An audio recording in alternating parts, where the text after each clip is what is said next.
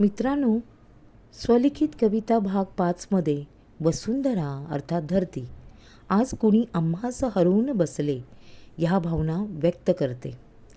हिरवळ हिरवा रंग हरित क्रांतीचा, तिला श्रीहरीची आठवण येतेच. डोंगर आभाळाची माया आठवते.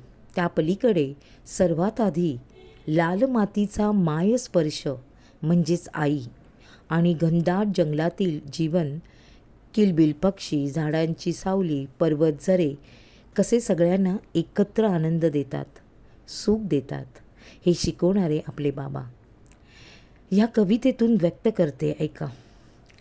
लोचनी सुख ऐसेची राहो, लोचनी सुख ऐसेची राहो, माय सावली घनदाट लाभो, माय सावली घनदाट लाभो.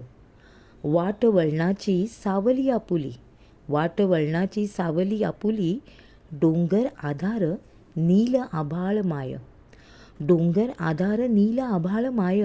जीवन सार्थ हिरवळ हरिसंगे, जीवन सार्थ हिरवळ हरिसंगे.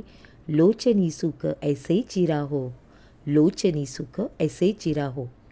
तळ्याकाठी नीरव शांतता, तळ्याकाठी नीरव शांतता. पक्षी किलबिल गीत मधुर, पक्षी किलबिल गीत मधुर. लाल मातीचा माय स्पर्श, लाल मातीचा माय स्पर्श.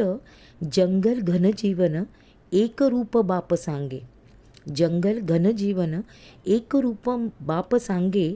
आपुलकी आपुलकी साथ माय बाप तेथेच लाभे, आपुलकी साथ माय बाप तेथेच लाभे.